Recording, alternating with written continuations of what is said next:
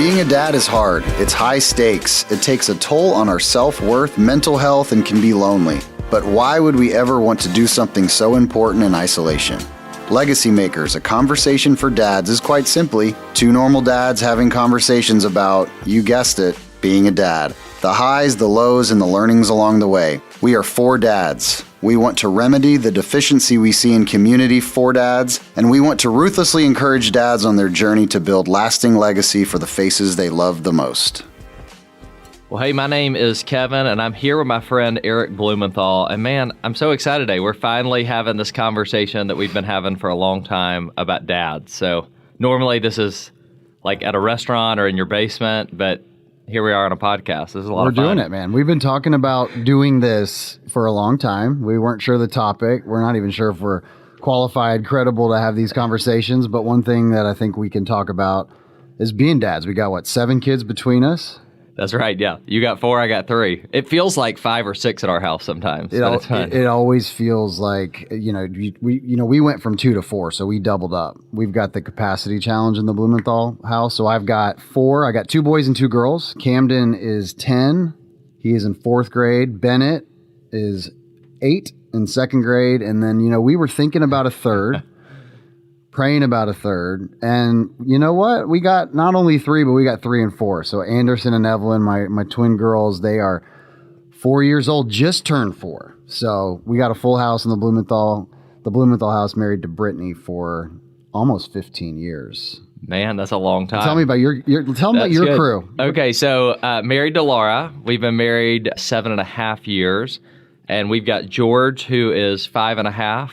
We've got Amelia, who is 3 and full speed all the time. And then Andrew is our easiest so far because he's only 8 months, so he's not on the move yet. Yeah, until tonight, since you till tonight, that's exactly always right. Say that. Like Brittany, every time we'd go out with friends, it'd be like, Brittany would say, "Oh, you know what? We're in such a great spot. The kids are sleeping that night without fail. So pumped to be with you, dude. Man, being a dad, trying to figure out life, building a career, being a good friend. So we all have a ton of hats. And some of the things you and I have been talking about in this season, we're in a very similar season in terms of what we want to do professionally, the impact that we want to make in our respective professions. We get to work together a little bit too, which has been fantastic. Grew up in the same community. Man, but as I look around, there's a lot that sits on top of us right now because you try to look out into the future and you think about, this is what I want to be known for, but how do you get there? And it can be overwhelming. And so this whole kind of thought around Legacy Makers, that's what we're doing. And if we're not thoughtful about it, you miss that opportunity. And so pumped to be able to sit down, chop it up with you. We do not have all the answers, but we are in the midst of living this thing every single day. Yeah, and it's tough because I feel like there's a lot of conversations about how to build your career. Yep. There's a lot of conversations about your financial future. How do you do all those kind of things? And then when you get to the back end of life, like when you're our parents' age, there's a lot of conversations about legacy at that point. Mm-hmm. But I feel like the legacy really starts with the stage we're in right now. I do too. Would you mind doing this as transparent as you're willing to be? This particular conversation started with you, I think a couple of years ago, before we were hanging out in your basement. So tell that story and how we got to that point. Yeah, man. So, as you mentioned, you get to the end or you get to a later stage in life and you get to start, you hopefully have the opportunity to reflect on what you've built. Obviously, there's going to be things you wish you did differently. I found myself in a stage of life a few years ago that was a real lonely spot, man. I mean, Brittany and I it just was a tough season in our marriage. Really, really challenged. At the time we had 2 kids. Work was crazy. There was just a lot that felt like was very sudden, and I got back through that. It was actually some gradual things that, The Old Man and the Sea, Ernest Hemingway wrote that incredible book. And there's a scene in there and the main character was bankrupt. He's sitting in a bar. Some folks like, "Man, how'd you get here? Like you were a millionaire?" And he said, "Gradually, then suddenly." And I was in one of those very similar spots, but I sat there, man, and we got through it. But I'll tell you, it was really lonely. I've got 2 little brothers who I'm incredibly close with. We talk every single day.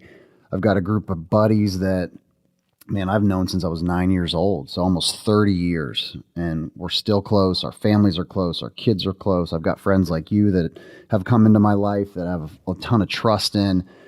But I didn't go to anybody.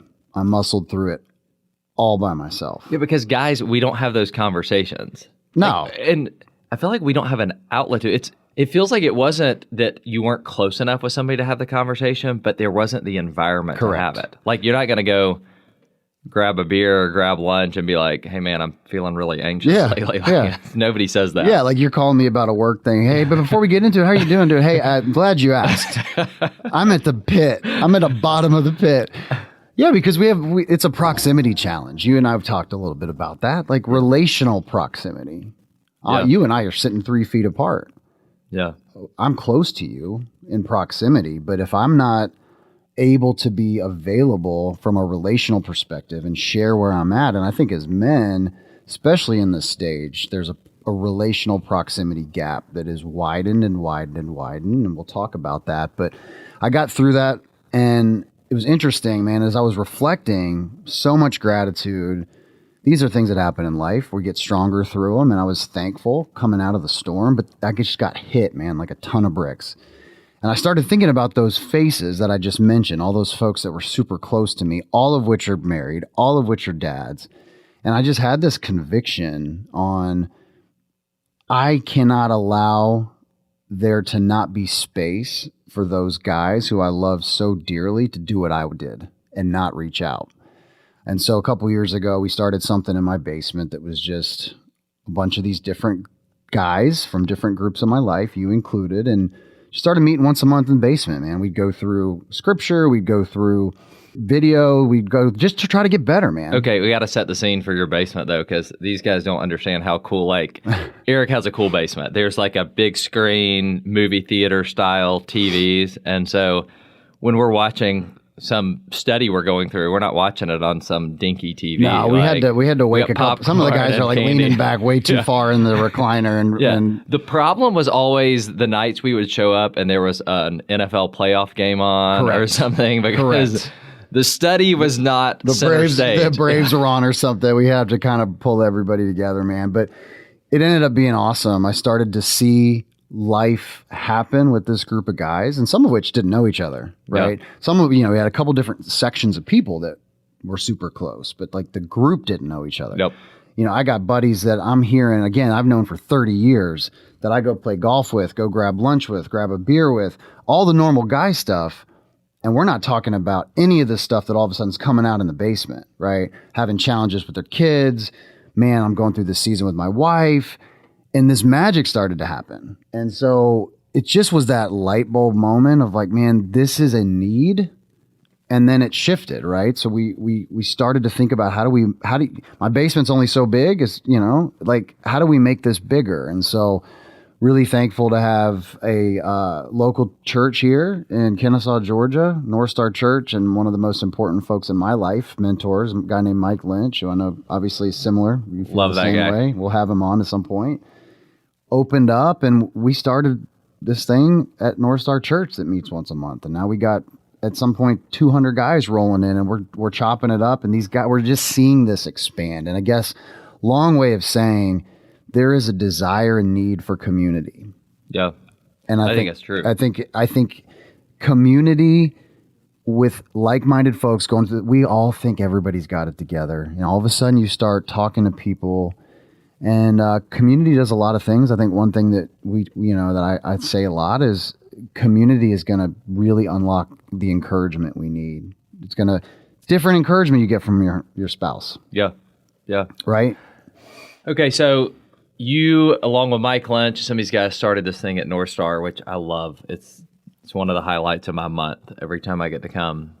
It's called Legacy Makers. Yep. It's the name of our podcast here. Yeah. Okay, let's talk about legacy for a second, because I'll be real transparent. I love the term legacy, and it also feels like very weighty. Like, it feels a lot of times, let me just be real transparent with you. A lot of times when we have dad conversations, not me and you, but just in general, most dads walk away feeling guilty and more shame. the dad conversation is always like, here's all the things you're blowing as a dad. You only have this amount of time. If you don't do it, you're missing your chance. And a lot of times we walk away feeling more burdened than more encouraged. 100% So agree. talk legacy for me. And how do you and I as a dad not have this guilt all the time? Yeah, I'm with you, man. And I think you hit it perfectly. On Instagram, probably a little bit too much than I need to be at times. Those posts that have like the sappy music and like the mom or dad holding the kid that's little, and it's like, you have 18 more summers with little Johnny. Maximize it. I'm like, I hate that.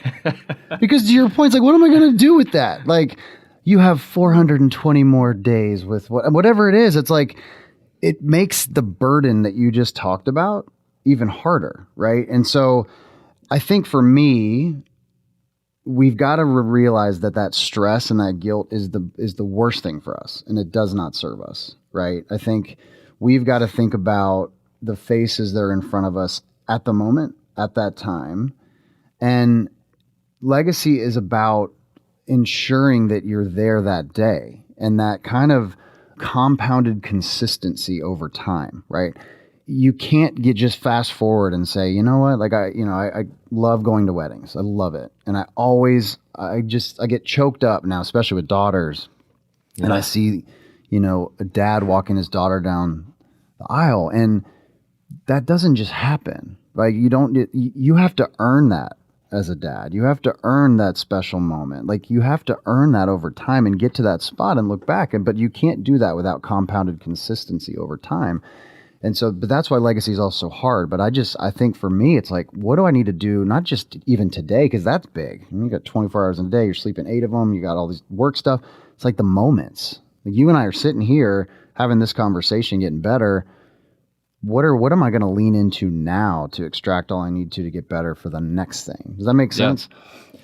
So when we talk about legacy, I think apart from the dad conversation, when I think about legacy, I think a lot about like, how will I be remembered forever? Like, what's the statue going to look like they're going to build for me, which they're not. But like, you think about that. But you said something to me a couple of weeks ago that I wrote down that was like, I think you asked me something like, name me somebody from the 16 or 1700s. Right. And I'm like, George Washington, maybe. Hang on, I think this is the way you said it. You said it's hard to accept that 2 generations from now, we will be lucky if our family members, how did you say it? Like, in a couple generations, we'll be thrilled if our family members even remember us. Totally. Like, our great-grandkids probably won't know who we are. Totally. So when you think about legacy, and when I think about legacy, for me, legacy's got to be George, Amelia, and Andrew. Mm-hmm. And for you, it's got to be your 4 kids. Yeah. 100%. I mean, and as kind of sobering and gut punchy as it is to think that 2 generations from now, no one's going to know who I am, especially those that I've, but it's also freeing in some way, right? Because the pressure's off. Yeah. So to me, it's yes. What impact are you making? First and foremost, for me, it's how are my kids seeing how I love their mom and show up as a good partner, and so that they have a standard when they begin to have families. And then it's how did I make them feel? Right? I mean, we can talk about, I want to hand down, I got this trust fund or money, or like, that's not legacy. It's like, how did I make them feel when I was there? Yeah. Right? And to me, I really, really think we have to take the pressure off legacy. And it's, how did I show up? How did I make them feel? And what they may not remember my name or my face, but if I'm doing things the right way, the trajectory of my family 2, 3 generations from now on how we treat people, like I'm going to pass that down and they're going to pass that down. The ripples of that, I think, at least for me and my little brain, give me that purpose to try to make sure I'm showing up in a meaningful way. Yeah. And like, I think about you, Kev, like, you started your own business. You've got a ton of people that are relying on you. You got your family, but there's incremental burden on you. How do you think about that? How do you think about that and ensure that you're showing up both for your folks that are depending on you at work, but also home. Yeah, it's tough. I remember one of our first. I remember having a company Christmas party when we were a few years old, and people brought their spouses, and I'm looking at them. I'm like, man, these people are depending on this business for their livelihood. So there is a weight there. For me, though, when I think about the kids in particular, like Laura and my kids, when it comes to legacy, it is not just about what's going to happen when we die. The conversation you and I had before was like, legacy is about over time, we're going to have less direct interaction with our kids. Like you're pretty close with your parents. You're blessed to have both parents living. Yep. Me as well. I talk to them a good bit, but I don't interact with them the same way I did when I was in their house. Right. And so how do we maximize this next bit of time to get the long-term impact? Yeah, that's what I'm trying to figure out. One question I would love to ask, like, how do you tangibly do this? Because I've got some thoughts too, but like, I think a place we don't typically start, because when I think of legacy and what I want to leave, it's typically about other people, right? What do I want them to take? What do I want them to feel? How am I going to make an impact on them? To me, the place that we all must start as we think about legacy is first and foremost, how are you leading yourself? yeah, Right? I mean, start with the end in mind. Peter Drucker, absolutely. That whole kind of cliche, picture yourself floating above your casket, looking down. What do you want people to say? Absolutely. Think about what you want people to say about you. But at the end of the day, you got to be leading yourself in a meaningful way, right? I think I can remember this, man, again, fully transparent as we sit here. It was about 18 months ago. I was having the worst stress in my life that I've had. I mean, talked about some challenging situations years and years ago. I don't know what it was. I was just anxious, and I had a couple panic attacks. Dude, I'll tell you what. And Brittany always gives me a hard time. Like, I'll go to the doctor like the second sniffles come on. She's like, we got to have like, I you're think the it's only fair person. to say both of our wives are tougher than we are. Oh, it's not even close. Like, I'm not even on the spectrum of toughness compared to her. So I am a little bit of a hypochondriac, but I mean, to the point, I literally thought I was having a heart attack. I went to the ER a couple times, and I remember the second time after, I woke up middle of the night, heart racing, couldn't get it down, like 140 beats a minute for like 45 minutes. I'm like, dude, I'm done. Went to the emergency room, and I'll never forget what happened. The guy that was taking my heart rate, pulse, EKG, all the things, looked at me, and he's like, you're having a panic attack. He's like, do you have children? I said, yes. What are their names? I said, Camden, Bennett, Anderson, Evelyn. Looked at me right in the face. He said, Camden, Bennett, Anderson, Evelyn need their dad. You're going to calm down. It's going to take a little bit of time. I don't know you. You're fine, but you got to figure this out. Yeah. And I was like, okay. One of those divine kind of intersectional moments. And I just took my health way more seriously then. I started thinking, meditating. I mean, all the things, but like, I cannot show up in a way that allows me to leave a legacy with my family and my friends and what I want to be known for if that's also occurring in the backdrop. Yeah. Right. And so to me, long way of answering your question. It starts with, what can I do? Lead yourself well. Figure out what you got to do to be the best version of Kevin. Yeah. Because then everyone else suffers if not. Yeah. Right. And I think that's where the guilt comes in. The reason you feel guilt is because you're not showing up in the way you want to show up. And you got to get to the root of that. Yeah, I think that's my hope for our conversations on this, is that they are the first step for people, even if it's just for us, to lead ourselves well, because that is something that every single one of us are going to need. And if we don't have that outlet somewhere, somebody speaking that truth to us, it's not going to work. And I'll tell you, like, I hope people have already heard this. This is not going to be kind of a preachy, like, here's your 5 steps to, we're trying to figure it out. And so every month, I think we're going to just come here and figure out how to talk about it. Yeah. And I think, again, we're at this moment where I look around and I see a bunch of dudes just like you and me. Yeah. You and I have got busy travel schedules. We got busy work schedules. We got busy home schedules. I'm trying to make sure I go on a date every once in a while with my wife. I'm trying to make sure I can coach my kids. I'm trying to make sure I can show up at work. And so, but I look around and I don't see the space and community that's there to start really like unpacking what this looks like. And there's nothing to solve here. It's just calling out where we sit and how do we get a little bit better every single day. You know, I think it's back to the intentionality. Building a legacy is going to be about intention. Some of that starts with being vulnerable. It requires acknowledgments when you mess up. It requires, resilience and agility.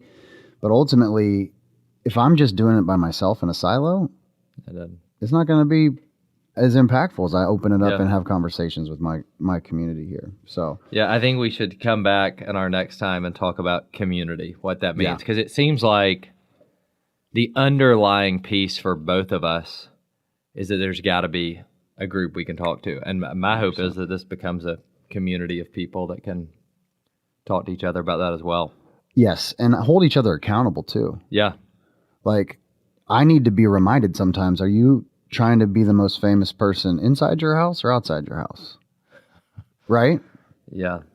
Yeah, sometimes it's more fun to be famous outside of our house. Listen, they because don't 100%. They don't talk back. They don't, Well, we both have truth teller wives. Yes. Yeah. So, like, I might be able to roll out and I feel really good. And Brittany's like, I know enough. Like, you can't fake that around me, dude. Yeah. All right. So, one of the things I think super important, the ripples. Yeah. The ripples that we may never see, right? I think about I think it's a Greek proverb. I don't have somebody fact checking me, but the actual quote is, I think it's, successful civilizations will flourish when old men and women plant shade trees that they may never sit underneath. That's that work that we're doing now that, look, we may never see the benefit of. So I've heard you tell what I think is just an amazing real life example of that. Unpack that a little bit. Go through that story there. Yeah, in full credit here, I got this story from a guy named Andy Andrews, but he starts off by talking about this guy named Norman Borlaug, which, had you ever heard of him before? Not until you've told me. My guess story. is like 99% of the people listening to this, unless they're from Iowa, for some reason, everybody from Iowa knows who this guy is. He's the guy that figured out how to hybridize, fancy word, corn and wheat so they grow in arid climates. And this is where people turn off the podcast because they're like, all right, here's some science lesson. But it's actually fascinating. The guy, like Norman Borlaug, go Google him. They wrote a book about him called The Man Who Fed the World. They gave him a Nobel Prize, and they credit this guy that we've never heard of with saving the lives of 2 billion people. That's billion with a B. That's a lot of people. So Nobel Prize, Man Who Fed the World, 2 billion people. And I felt like for a while I was going to be on a PR campaign to help raise the profile of Norman Borlaug. Like, this guy doesn't get enough credit. And then you start to study the history. And like, you go back and you're like, okay, pretty impressive, but maybe the credit should have gone to Henry Wallace. Henry Wallace was the second vice president under FDR. FDR had 3 vice presidents. Truman was his third. Henry Wallace was his second. Before Henry Wallace was vice president, he was Secretary of Agriculture, and people are like, what does that matter? Well, okay, when this guy Henry Wallace was vice president or Secretary of Agriculture, he had an obsession. He wanted to figure out how to hybridize corn and wheat so they grow in arid climates. So he spent time, energy, money, effort, lobbied Congress. And Henry Wallace is actually the guy that got the money set aside to set up a station in Mexico to study this deal. And Henry Wallace hired Norman Borlaug to run the station. So you're like, okay, maybe Henry Wallace should get the credit. Nobel Prize, saved the lives of 2 billion people, call him the man who fed the world. And you keep looking back at history, and then you're like, no, maybe the credit should go to George Washington Carver. And people are like, now you're really taking me back to school. Like George Washington Carver, the peanut guy, all the things you could do with peanuts. But I loved hearing this. This is so crazy, Eric. When George Washington Carver was in graduate school, he'd hang out on his college campus on the weekend, and there'd be a professor who'd bring his little son. And while the professor was busy, George Washington Carver, as a student, mentored the professor's son, invested in him, poured into his life. And that little boy that George Washington Carver mentored His name was Henry Wallace. He grew up to be Vice President of the United States. You see where the story is going. He hired Norman Borlaug. So you start to go back in time and you're like, hey, George Washington Carver should get some credit. Let me give you one more, because this just shows you, like, you never know what could happen. I kept looking at the story and you're like, maybe the credit should go to Moses. Not Moses from like way back in the day of the Bible. This is Moses and his wife Susan, and they were farmers in Diamond, Missouri. And Moses and his wife Susan lived in a state that had slavery, but they didn't believe in slavery. And because of their beliefs, their home became a target. And one night a group came to Moses and Susan's farm. They burned down their farm. They stole their livestock. That night there was a mom and a little baby that she wouldn't let go of. And so this group took the mom and the baby off. So get the picture here. Moses and Susan's farm. Now they're without a home. They're without their livestock. Mom and a baby have disappeared. And Susan is pushing Moses like, hey, you got to get this mom and the baby back. He made connection after connection after connection. Unfortunately, figured out the mom was dead, but the baby was still alive. And so he arranged a deal. You can actually look the story up. On a cold January night, Moses, the farmer from Diamond, Missouri, took his last horse. They left him one, 4 hours north into Kansas. Met a group of guys with bags over their face and holes cut out for their eyes. And that night, Moses traded his last horse for what they threw him in a burlap sack on the ground. And he pulled out a cold, almost dead infant baby boy. And that night, the baby that Moses saved, Moses and his wife Susan made a commitment they'd adopt that baby. And they raised him and educated him. And that's how Moses and Susan Carver adopted little baby George Washington, who became George Washington Carver, who mentored Henry Wallace, who hired Norman Borlaug. So it's just crazy to think about this fact that we don't know what the ultimate effects of the decisions we make and the actions we take are. And something you said earlier, you're like, hey, do you know anybody from the 17 or 1800s or 1600s, whatever? Like, we won't know people in a couple generations. You and I didn't know Moses and Susan Carver, but they were a part of a legacy that made a difference down the road. And I think, and that's the number one thing I'm taking away is like your idea of intentionality, that we should be intentional in the lives of our kids, because the true legacy we leave is not going to be just our success at work. It's not going to be how much money we make. It's going to be the way that our children are different and their lives are different down the road because of that legacy. Yeah, it's such a beautiful story. It gives me chills when I think about it. Moses and Susan didn't set out to raise somebody who would ultimately have an impact to become somebody that fed the world, 2 billion people. They set out to do the right thing day in and day out.